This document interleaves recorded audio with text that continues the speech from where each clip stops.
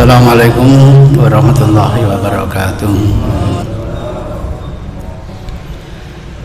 Innal hamdalillah nahmaduhu wa nasta'inuhu wa nastaghfiruh wa na'udzu billahi min shururi anfusina wa min sayyiati a'malina. May yahdihillahu fala mudhillalah wa may yudlil fala hadiyalah. Wa nusalli wa nusallim ala rasulil karim wa ala alihi wa sahabatihi wa man ihtada bihadi ila yaumiddin, amma ba'du. Mohon maaf kalau suara saya kurang jelas, lagi sakit gigi, tak tahu kok jadi membesar ini. Melanjutkan pertanyaan yang ketiga ya Pak ya. Membaca Al-Fatihah adalah salah satu rukun sholat. Tidak sah sholat seseorang yang tidak membaca surat Al-Fatihah. Untuk sholat maghrib, isya, dan subuh, imam membacanya dengan jahar, dengan keras. Kemudian pertanyaan berikutnya, apakah makmum juga tetap membaca surat Al-Fatihah? Pertanyaan yang keempat, karena ini ada kelanjutannya. Saat bacaan jahar imam biasanya baca dengan pelan, tetapi pada bacaan sirri imam membaca Al-Fatihahnya dengan cepat. Namun ada yang belum selesai baca Al-Fatihah, imam sudah ruku. Bagaimanakah sebaiknya yang dilakukan makmum menghadapi hal yang seperti ini? Apakah langsung mengikuti gerakan imam atau menyelesaikan bacaan Al-Fatihah baru ruku? Atau apakah mengulang sholat lagi sendirian karena merasa sholat jamaah yang dilakukan tadi tidak sempurna atau tidak sah karena bacaan Fatihah makmum tadi belum selesai? Bagus ini. Jadi pertanyaan keempat insya Allah mudah terjawab kalau pertanyaan yang ketiga sudah tuntas. Perlu dimaklumi bahwa sudah menjadi konsensus ulama, ijma ulama, bahwa Al-Fatihah itu merupakan rukun dari sholat. Tadi sudah dipaparkan di dalam pertanyaan itu, benar. Dinamakan rukun, ya harus dikerjakan. Kalau tidak dikerjakan, bisa membatalkan sholat. Sama dengan syarat sholat. Kalau syarat sholat tidak dipenuhi, otomatis batal sholatnya. Bedanya syarat dengan rukun itu, kalau syarat di luar amalan sholat, kalau rukun adalah include di dalam amalan sholat. Misalnya syarat itu bersuci, toharo, wudhu, atau tayamum misalnya gitu. Tanpa wudhu, tanpa toharo, sholat seseorang batal. Sehingga kalau dia kena hadas, walaupun sudah wudhu, sudah tayamum, tapi hadas karena kentut, dia harus menyelesaikan syaratnya terlebih dahulu. Kalau rukun include dalam amalan itu takbiratul ihram, kalau enggak sah sholatnya. Nah, termasuk adalah bacaan surat Al-Fatihah. Dengan tegas Rasul mengatakan la sholata liman lam yaqra bi fatihatil kitab. Dalam riwayat lain bi ummil kitab. Tidak sah sholat seseorang itu kalau dia tidak membaca surat apa? Al-Fatihah. Terkait dengan pertanyaan ini ditemukan hadis sahih di Sahih Bukhari dan lainnya. Waktu itu Rasul ngimami sholat subuh. Nah, sholat subuh ini kan termasuk yang dibaca jahar. Lah kok ada ya makmum yang ikut-ikut baca Al-Quran bersama Rasulullah. Dinamakan bacaan Quran itu ya surat Al-Fatihah dan surat yang lain. Jangan dikira Rasul tidak dengar. Ini tempat pembuatan syariat. Bab kalau Rasul tidak menegur atau diamkan, itu juga sudah menjadi tuntunan. Dulu kami bermakmum kepada Rasul, saya ikut baca, nggak ditegur kok. Namanya hadis takriri. Akhirnya Rasul menegur, siapa di antara kalian tadi itu yang ikut-ikut membaca Al-Quran? Sekali lagi, bacaan Quran itu terdiri Al-Fatihah dan surat lain. Dari pengakuan itu akhirnya Rasul mengeluarkan pernyataan begini, ke depan kalian jangan ikut membaca bersama imam kecuali surat Al-Fatihah. Sahih Bukhari dan lain. Ke depan kalian jangan ikut membaca bersama imam kecuali surat apa? Al-Fatihah. Kalau gitu makmum harus baca Fatihah atau tidak?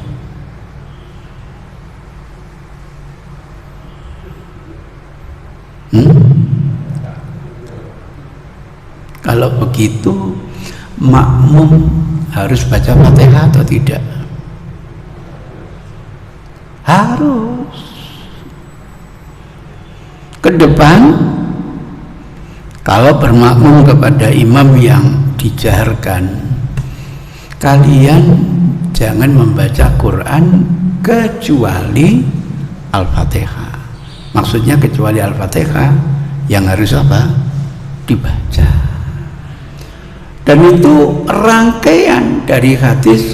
Kenapa? Karena tidak sah sholat tanpa Al-Fatihah. Kesimpulannya, makmum harus baca atau tidak? Harus. Terus kalau harus membaca, kapan bacanya? Mikir. Sehingga dulu ketika saya ikut jamaah tabligh, ya kasih kesempatan kepada makmum untuk baca surat apa? Al-Fatihah. Maka ketika imam amin, kasih kesempatan imam makmum membaca surat apa? Al-Fatihah. Saya pernah jalani seperti itu hampir 2 tahun. Saya ditegur oleh Pak Yai, ente meneng ngasih kesempatan itu ono tuntunane, ngono Pak. Kaono. Nah, satu-satunya imam kebetulan dosen saya itu yang terkesan ngasih kesempatan itu adalah Ali bin Abdurrahman Al-Hudayfi. Kalau sampean pas bermakmum di belakang beliau, kesannya itu memberi waktu untuk apa? Makmum ini membaca surat Al-Fatihah. Beliau juga pernah ikut jamaah tabligh masalahnya gitu. Itu cara memberikan kesempatan pada makmum untuk baca Al-Fatihah. Atau punya pemikiran lain, gini Ustaz, waktu imam baca Fatihah kita diem, waktu imam baca surat yang lain yang sunnah kita baca surat yang wajib. Rasional enggak Pak? Rasional. Biarkan imam membaca yang sunnah, makmum membaca yang wajib. Itu pemikiran. Padahal ada hadis, bahkan Quran. Kalau dibacakan Quran itu yang lain apa? Dengar.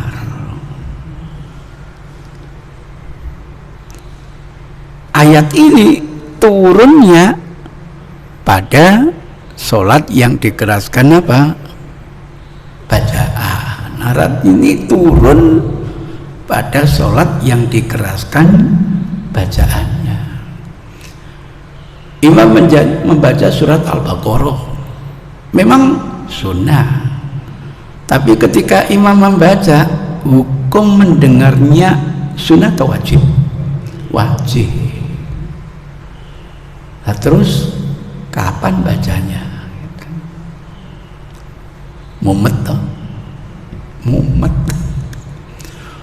Untung imamnya membaca surat Baqarah, baru membaca satu ayat, alif lam mim Allahu Akbar. Boleh enggak Pak? Boleh. Kapan makmum membaca Al-Fatihah? Ada baca surat itu ada 4 macam. Bahkan tidak baca surat yang lain, habis amin terus Allahu Akbar, boleh tidak Pak? Boleh, wong hukumnya sunnah.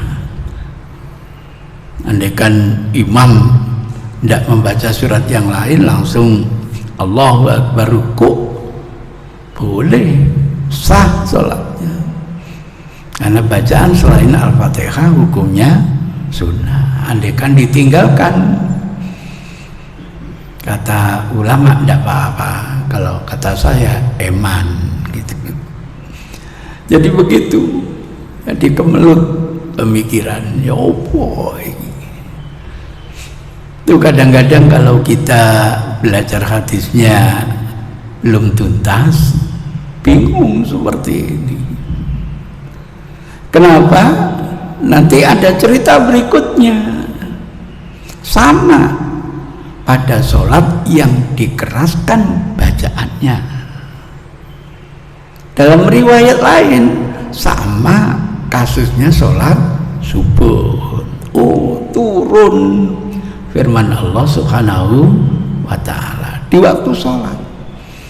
Kalau Al-Quran sudah dibaca, yang lain cukup apa? Mendengar. Tapi redaksi Quran itu bukan fasma'u, tapi fastami'u lahu. Beda Pak. Kalau fasma'u, sudah dengarkan sepintas kayak dengar lagu dangdut gitu. Tapi kalau istima berarti isgha, bagaimana pendengaran kita ini sebagai makmum kita curahkan untuk mengikuti bacaan apa? Imam. Syukur kalau bisa ikut meresapinya, amalan hati tidak membatalkan sholat. Sehingga sholat kita ini tidak ngelantur nanti gitu. Kita konsentrasi bersama apa? Imam. mungkin imam kita ada yang keliru, siapa tahu nanti diantara kita ada yang benarkan. Nah kalau membaca sendiri-sendiri ya nggak konsentrasi terhadap bacaan imam. Bahagia akhirnya Rasul mengabari kita, innama ju'ilal imamu liyutamma bi. Imam itu dijadikan untuk diikuti. Begitu sampai faidha qara'a, kalau imam sudah membaca, dalam hadis ketika membaca mesti kalau enggak Al-Fatihah dan surat lainnya, fa'ansitu, tugas kalian cukup mendengar. Fa inna qira'atal imam lahu qira'atun. Bacaan imam ini nilainya sama dengan bacaan untuk makmum. Enak sekarang. Kalau begitu makmum tugasnya cukup mendengar atau ikut membaca? Cukup mendengar.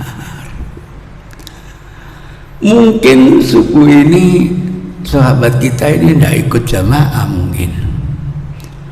Lah kok suku berikutnya ikut jamaah atau memahami, aku makmum nek gak maca Fatihah gak sah salatku,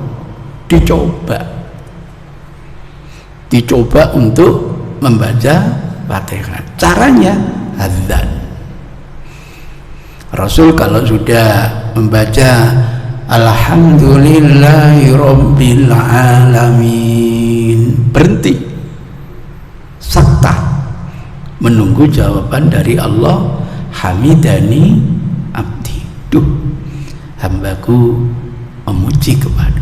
Nah saat Rasul ada sakta, pemberhentian, teman kita itu mencoba membaca Al-Fatihah, Alhamdulillahirabbil alamin. Saat Rasul melanjutkan Ar-Rahmanir-Rahim, sakta, berhenti.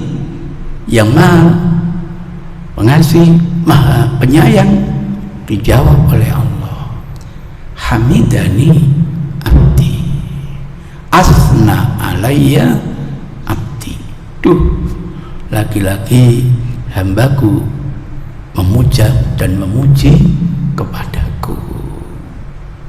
Saat berhenti, teman kita ini mencoba membaca Ar-Rahmanir-Rahim. Didengar tidak oleh Rasul? Pasti didengar. Itu mukjizat Rasul begitu, tempat pembuatan syariat. Habis salat, Rasul marah-marah. Mali unaza, kenapa nasihatku masih saja tidak digubris, ditantang? Kenapa? Bukankah bacaan imam nilainya juga bacaan untuk makmum? Akhirnya Abu Hurairah, salah satu perawi yang meriwayatkan hadis yang panjang ini, termasuk la sholata illa bi fatihatil kitab ini, memberikan komentar. Sejak itulah saat kami bermakmum kepada imam yang dikeraskan bacaan, kami cukup mendengar. Tapi kalau dalam sholat yang imam tidak mengeraskan, kami baca sendiri-sendiri, dalam tanda kutip di warning oleh Rasul, wala tajharu ba'dukum ba'da, jangan membaca Fatihah yang suaranya mengganggu teman lain. Saya punya 2 kali pengalaman. Jadi imami sholat maghrib itu yang rakaat ketiga kan dibaca sirri ya. kok makmum itu ada yang ikut membaca dan saya dengar sebagai imam. Jadi saya sudah ghairil maghdubi alaihim waladhdallin, ini masih di nasrung. Ya akhirnya saya harus menunda rukuk ngenteni selesai itu. Sayangnya apa, jamaah ini kalau sudah sholat langsung pulang. Maunya kan kita ayo kita diskusi. Saya tanya kenapa langsung pulang, kebiasaannya begitu Ustaz. Jadi Ba'diyah itu langsung di rumah. Oh gitu, gak bisa kita diskusi. Nah, yang kedua di Masjid Angkatan Laut tambah kuat mana ya Pak? Imamnya sholat isya rakaat yang ketiga keempat itu bacaannya sirri, ini makmum tambah kuat mana? Siratal ladzina an'amta alaihim. Krungu habis sholat karena bisa diskusi, ternyata orangnya tuli gitu loh. Makanya kewetis ya terpaksa diskusinya pakai bahasa apa, isyarat gitu. Iya, ini Islam Mbak. Islam itu kapan ya kita ini merasa nikmat, orang lain tidak terganggu. Jangan kita merasa nikmat sendiri sementara kita tidak peduli kepada tetangga. Itu fikihnya Abu Hurairah.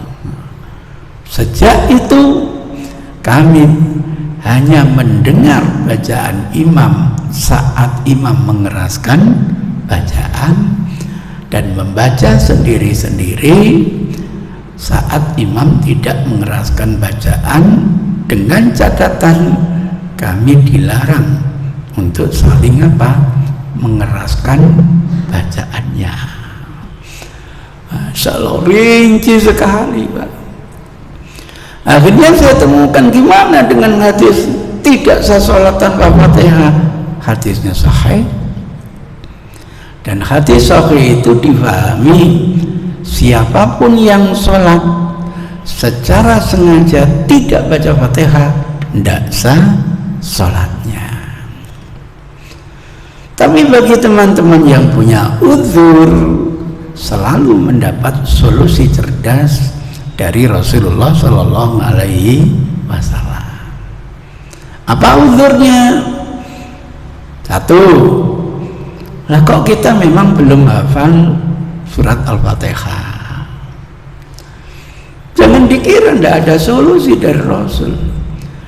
Sebab bimbingan Rasul itu terhadap mu'alaf, jangan dipaksa puasa, jangan dipaksa sholat. Pertama kali yang penting akidahnya, didampingin dengan kalimat thayyibah. Ajari mereka bacaan takbir, tahmid, tahlil, istirja, begitu. Mereka belum perlu untuk disuruh sholat. Itu proses, ada proses. Bagaimana Mu'adz bin Jabal dulu dikirim ke negeri Yaman, ada proses. Proses pertama, tanamkan yang kuat syahadat dulu. Fa'inhum ata'u, kalau sudah taat baru ajari sholat. Jadi ada proses. Sebab kalau imannya belum kuat, syariat jadi beban. Apalagi sholat subuh. Aduh. Ada dua tipe kiai yang berbeda.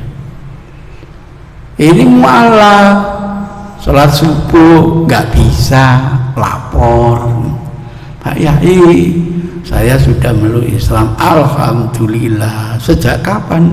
Seminggu yang lalu, alhamdulillah. Tapi Pak Yai, aku gak iso sholat subuh. Keturun terus Pak Yai. Lah kok Pak Yai yang satu gak apa-apa. Ya mungkin Pak Yai melihat orang ini imannya kurang kuat sehingga sholat subuh itu menjadi beban bagi dirinya. Ndak apa-apa gitu. Nah, Pak Yai yang kedua lain. Pak Yai, saya sudah masuk Islam, alhamdulillah gitu. Sudah sholat? Sudah Pak Yai. Wah bagus. Tapi sholat subuh masih belum bisa Pak Yai. Kenapa? Ketiduran terus Pak Yai. Ya kafir kamu. Dalilnya kan al-ahdu bainana wa bainal kufari tarku sholat. Tuh dua tipe kiai gitu. Dan kasusnya terjadi Pak Bu, di Mojokerto itu begitu. Tanggal 12 Ramadan memeluk Islam, ibu yang beragama, saya nggak nyebutkan, tidak enak. Tanggal 13 Ramadan ikut puasa. Waktu zuhur terjadi pengajian. Biasa di instansi Ramadan libur dimanfaatkan untuk ngaji. Lah ibu yang mualaf ini tanya, Pak Yai, katanya puasa Ramadan itu hukumnya wajib. Iya, dalilnya Quran, hafal ya ayyuhalladzina amanu kutiba alaikumul shiyam bunyal Islam ala khamsin. Pertanyaannya Pak Yai, saya kan baru masuk Islam kemarin, berarti 12 hari saya belum puasa. Gimana Pak Yai? Ya wajib mengqadha. Apa itu Pak Yai? Nyaur. Abot Islam ini. Tanggal 14 kembali ke agamanya semula gitu. Ini kasus terjadi. Nah, waktu saya ngaji di sana, Pak Le saya menghadapkan, ini ada kasus ibu ini awalnya agama ini, sekarang masuk Islam, ceritanya gini-gini, saya baru ngerti cerita detailnya. Saya tanya, betul itu cerita ibu seperti itu? Benar Ustaz, ibu tahun ini mestinya nggak usah puasa dulu gitu. Belajar sholat dulu, nanti kalau sudah pinter mungkin 2 tahun lagi atau 3 tahun lagi baru belajar puasa gitu Pak. Iya, masuk Islam lagi gitu. Jadi kalau iman ini tidak kuat, sholat ini jadi beban, apalagi seperti sholat subuh. Padahal orang kalau mengerti pahalanya pasti akan mendatanginya walaupun sambil apa? Merangkak. Lah akidah ini belum mantap. Makanya ketika dikumandangkan as-salatu khairun minan naum, bener encene ngono Pak. Encene enak turu timbangan iso. Masyaallah, itu ceritanya. Maka kepada orang-orang mu'alaf seperti ini, jangankan surat yang lain, Al-Fatihah saja belum hafal, sah sholatnya kalau mau sholat. Ganti apa? Cukup bacaannya tasbih, tahmid, takbir, tahlil. Subhanallah, alhamdulillah, la ilaha illallah wa akbar, la haula wa la quwata illa billah. Selesai. Itu sudah diajari Rasul sejak awal, hatinya tersentuh Islam. Begitu. Biasanya kesandung, miso-miso, ganti innalillahi wa inna ilaihi rajiun gitu. Monggo kalau diantara bapak ibu sampai sekarang belum hafal Fatihah, tetap sholat, diganti dengan apa? Tasbih, tahmid, takbir, dan tahlil. Udah. Nah sudah baca imamnya kok belum selesai-selesai, ya tuma nina gitu. Itu yang pertama. Yang kedua, saya nggak sengaja membaca, tapi lupa. Nah kalau lupa, solusinya disempurnakan dengan sujud sahwi. Namanya orang lupa, diangkat penanya oleh Allah, sah. Nggak seperti kasus di Masjid Al-Akbar ini. Pertama kali ngadakan sholat Idul Fitri, makmumnya itu Masya Allah, ada menteri agama, ada orang hebat-hebat. Lah kok imamnya rakaat pertama ndak baca surat Al-Fatihah, baca surat yang panjang sekali. Habis itu selesai sholat, khutbah, atau khutbahnya panjang pisan, buyar jamaah. Habis khutbah selesai diumumkan sholatnya tadi ndak sah karena imamnya ndak baca apa? Fatihah. Solusinya kok diulangi lagi sholat dulu, sehingga jamaah pikir-pikir, baru kali ini khutbah dulu baru sholat. Kalau memang betul-betul keliru, nggak disengaja, sah sholatnya, cukup disempurnakan dengan sujud sahwi. Saya yakin imamnya hafid, makmumnya hafid, imamnya hafid. Mungkin dulu itu karena antara imam dengan saf pertama itu jaraknya lebih 4 meter, Pak. Bayangkan saf pertama itu setelah undak-undakan saya khutbahkan naik itu kan jauh, Pak. Sehingga solusinya imamnya digeret ke belakang. Itu ceritanya. Saya yakin sudah diingatkan, cuma nggak dengar gitu loh. Tapi anehnya solusinya kok sholatnya diulang. Ya buyar. Yang di masjid ributnya luar biasa, yang di luar sudah buyar gitu. Itu ceritanya. Jadi kalau memang kita lupa, solusinya ada. Kalau itu kewajiban sholat, kalau sunnah tidak apa-apa lupa. Misalnya lupa nggak baca tambahan surat Fatihah, tidak apa-apa. Tapi kalau kewajibannya terlupakan, diselesaikan dengan sujud sahwi. Sujud sahwi itu bisa sebelum salam, bisa sesudah salam, bisa. Kalau niat ingatnya imam itu sebelum selesai sholat, sujudnya sebelum salam.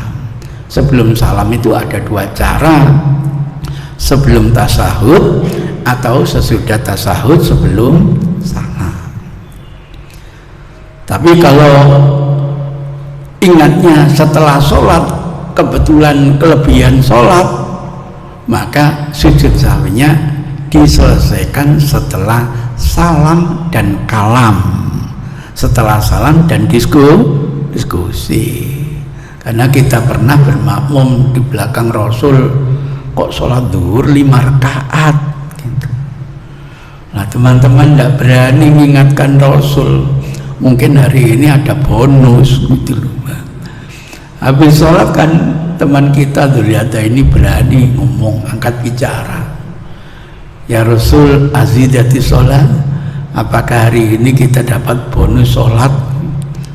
Maksudnya apa? Sholaina khomsan, tadi kita sholat zuhur 5 rakaat, kurang atau lebih?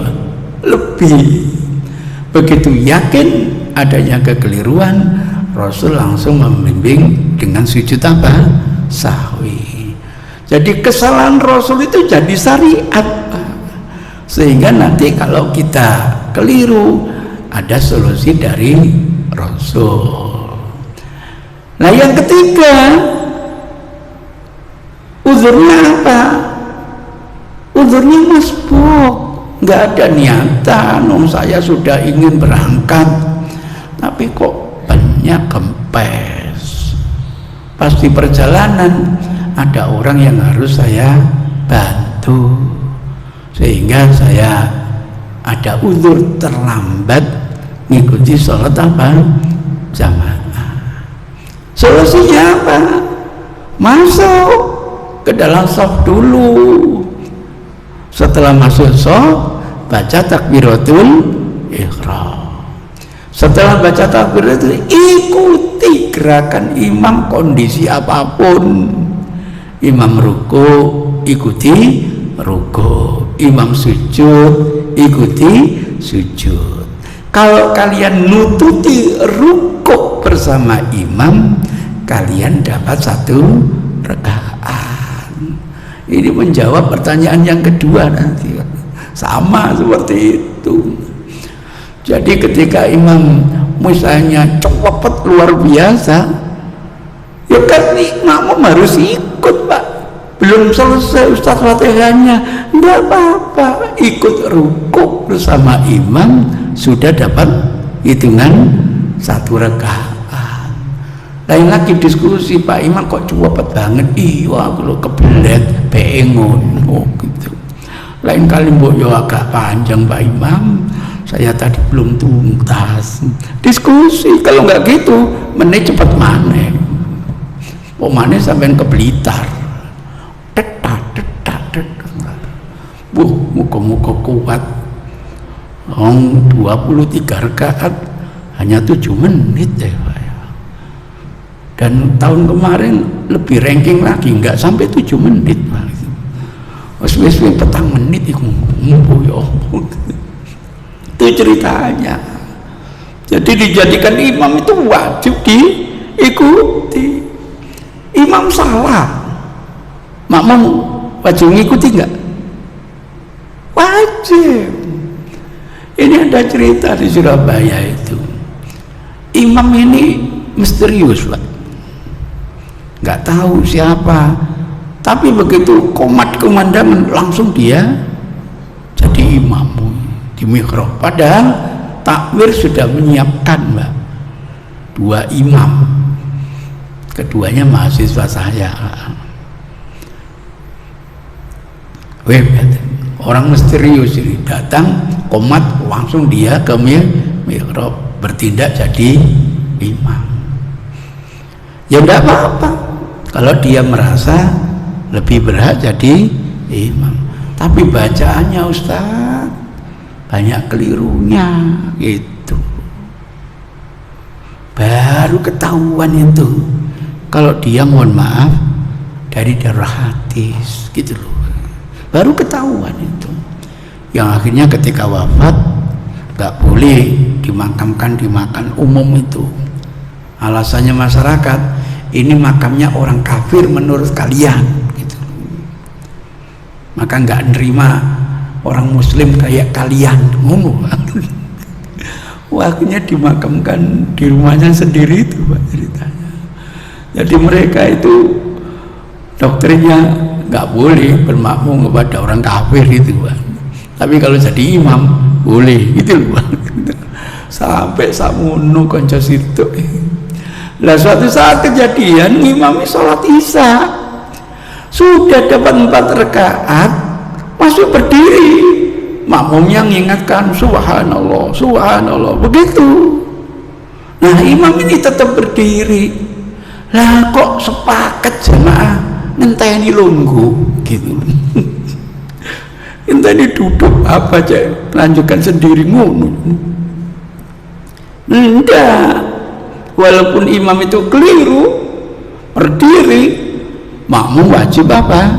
Ngikuti. Nanti habis sholat diskusi, kenapa kalian tadi kok subhanallah apa saya iya keliru. Oh kalau gitu kita keliru, disempurnakan dengan sujud sahwi begitu. So, resikonya punya imam, beratnya imam begitu. Itu gambarannya, Masya Allah. Ini uzur yang keberapa? 2. Tentang diskusi hadisnya panjang, karena yang paling sahih itu man adroka rokatan faqad adroka as-sholah. Teman saya tidak mau menerjemahkan siapa yang mendapatkan rukuk bersama imam dia dapat hitungan 1 rakaat. Man adroka rakaatan ini Ustaz harus dipahami siapa yang mendapatkan 1 rakaat penuh mulai dari Al-Fatihah, berarti faqad adroka sholat. Apa Anda menerjemahkannya? Bingung Pak? Barang siapa yang mendapatkan 1 rakaat penuh mulai takbiratul ihram sampai Fatihah, berarti dia dapat apa, Pak? Dapat apa, Pak? Faqad adraka rakaatan. Berarti dia dapat apa, Pak? Mendapatkan 1 rakaat. Ini tahsilul hasil. Orang sudah dapat 1 rakaat kok diberitahu Anda dapat 1 rakaat. Orang sudah duduk disuruh duduk. Itu bukan bahasa wahyu, tahsilul hasil. Mungkin diterjemahkan siapa yang mendapatkan 1 rakaat penuh dia akan dapat pahala sholat jamaah, mungkin begitu.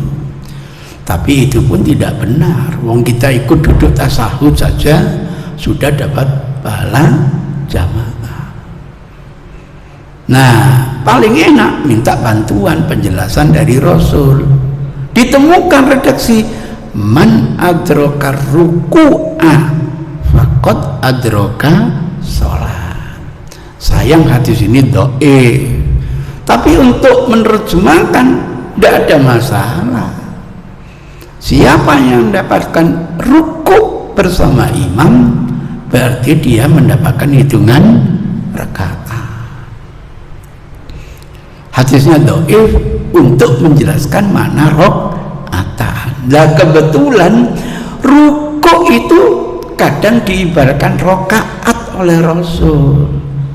Maka dalam sholat gerhana itu Rasul mengatakan sholat gerhana itu terdiri dari 4 rakaat, 4 sujud dalam 2 rakaat, gitu loh, Bang. 4 rakaat itu apa maksudnya? 4 ruku, gitu loh, Bang. Ruku pertama, kemudian bangkit baca lagi, ruku yang kedua bangkit baru sujud. Jadi kata rakaat itu dalam bahasa hadis Rasul kadang juga berarti ruku. Kemudian saya temukan lebih dari 6 asar yang mempertajam makna siapa yang dapat ruku bersama imam berarti dia dapat rakaat itu. Itu gambarannya. Dan yang mempertajam lagi ada teman kita ini Abu Bakr yang saya sering namakan nekat bonek ini. Rumahnya jauh, pingin katakanlah ke kota, nggak diizinkan oleh Rasul, sholatnya sering terlambat. Satu saat masih di pintu masjid, Rasul sudah ruku, dia belum masuk shaf. Lah kok takbir Allahu Akbar kemudian ruku, sambil ruku jalan dunuk-dunuk menuju shaf. Diketahui tidak oleh Rasul? Diketahui. Pasti ditegur oleh Rasul. Siapa yang berbuat gitu tadi? Saya ya Rasul gitu. Jangan begitu. Masuk ke shaf dulu, takbir dulu, takbiratul ihram dulu, baru ikuti imam. Kalau kalian dapat rukuknya, kalian dapat 1 rakaat. Tapi kalau kalian itu hanya dapat sujudnya, kalian belum dapat apa? Rakaat. Setelah Rasul mengingatkan gitu, ada kalimat dari Rasul yang menarik. Zadakallahu khirsan fala ta ain dal. Nah, dulu nggak ada rokatnya, Pak. Fala ta ain dal. Ini bisa dibaca fala ta'ud, bisa dibaca fala tu'id. Lambangnya sama, bacaannya bisa fala ta'ud, bisa fala tu'id. Wah, ini jadi perdebatan, Pak. Bagi yang ngotot rukuk belum dapat rakaat, dia bacanya fala tu'id. Jangan kamu hitung rukukmu itu, jangan kamu hitung. Kendalanya kalau dimaknai begitu, Rasul itu harus menjelaskan tambah rakaatmu gitu Pak, karena tarkul bayan la yajuz. Resikonya gitu, tapi tambahan itu tidak muncul. Nah kalau dibaca fala ta'ud, ente punya keyakinan ikut bersama rukuknya imam itu dapat rakaat itu, tapi cara begitu itu jangan kamu ulangi lagi gitu loh. Nah yang mempertajam makna kedua ini karena penjelasan Rasul berikutnya, seakan-akan ente dapat rukuk bersama imam itu dapat 1 rakaat, tapi caranya jomono masuk dulu ke dalam shaf takbiratul ihram baru ikuti gerakan imam. Ini mempertajam pengertiannya, bukan jangan kamu hitung rakaatnya, tapi jangan kamu ulangi lagi perbuatanmu seperti itu. Anda yakin ikut rukuk bersama imam dapat 1 rakaat, tapi caranya jangan seperti itu. Masuk dulu ke shaf, takbirlah, ikuti imam, nek nututi rukuk bersama imam monggo. Dan sahabat yang lain, Masya Allah, Ibnu Abbas dengan temannya itu terjadi kasus imam rukuk, ikut rukuk, begitu salam temannya ini berdiri mau melanjutkan rakaat, mungkin punya keyakinan rukuk tidak mendapatkan rakaat, didudukkan Ibnu Abbas, diberitahu Anda sudah dapat 1 rakaat. Saya kumpulkan asar itu ada 6, sehingga itu mempertajam man adraka ruku'a, siapa yang mengikuti gerakan rukuk bersama imam maka dia dapat hitungan rakaat. Jadi jangankan sampean terlambat, Al-Fatihahnya belum tuntas, enggak baca Fatihah pun kalau nututi rukuk dapat apa? Rakaat. Bagi yang ngotot tidak bisa Ustaz, harus Al-Fatihah dapat. Pertanyaan saya, mendapatkan Al-Fatihah itu mulai kapan? Mulai Bismillah kah? Mulai Alhamdulillah kah? Atau dapat amin tok podo? Bingung menjawabnya gitu. Ayo sama doa ngeyel aja monggo, pokoknya enggak Al-Fatihah enggak sah. Sekarang pertanyaannya, makmum ini kapan dianggap dapat Fatihah? Apakah harus dari Bismillahnya? Apakah harus dari Alhamdulillahnya? Apakah harus dari Amin sudah cukup? Bingung jawabnya, bingung. Itu kalau dengan hadis dapat ruku, jangankan ketinggalan yang namanya waladhdallin, ketinggalan semua Al-Fatihah, ikut ruku saja sudah dapatkan rakaat itu. Tapi jangan main-main. Main-mainnya apa? Sujud keduanya kok panjang sekali. Biasanya imam bacanya panjang Ustaz. Nanti kalau imam mau rukuk baru saya bangkit. Wah, itu sengaja meninggalkan apa? Fatihah. Di luar tuh kecil kan gitu ya Pak ya. Oh, imami biasanya sawe, enak sujud kedua sing sawe gitu. Begitu imam sudah mulai rukuk, dia bangkit. Nah, ini berarti sengaja meninggalkan apa? Fatihah.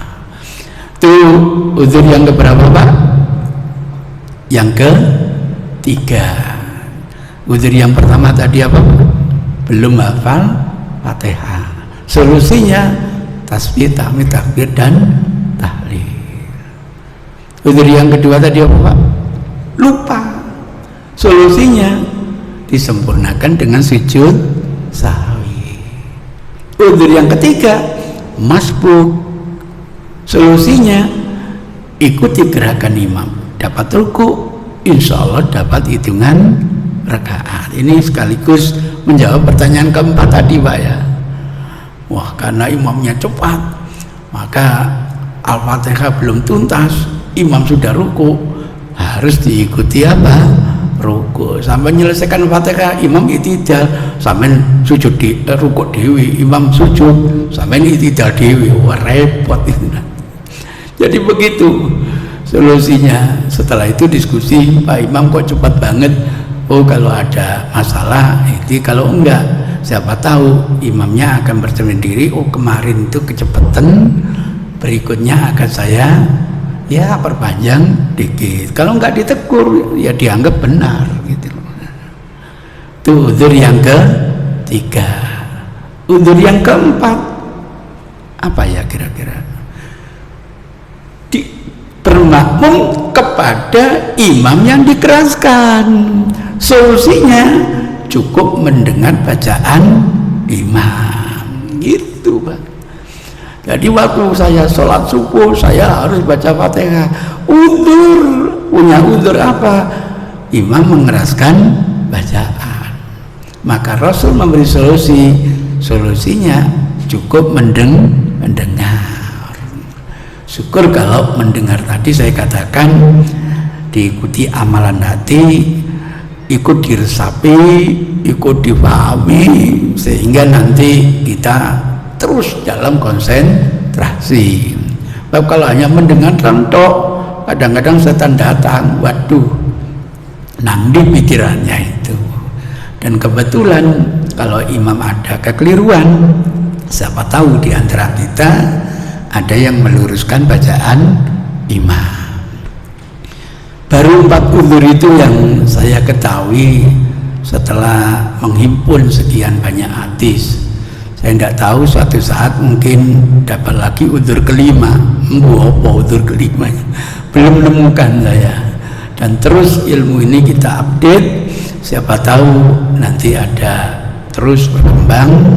Tidak ada kata final. Selalu kita ingin tajdid, memperbaiki sesuai dengan bimbingan Rasulullah Sallallahu Alaihi Wasallam. Demikian, saya kira pertanyaan kedua sudah terjawab ya Pak ya. Sama dengan uzur keberapa tadi? Keempat tadi ya, sama dengan uzur keempat. Billahi hidayah wa taufiq. Assalamualaikum warahmatullahi wabarakatuh.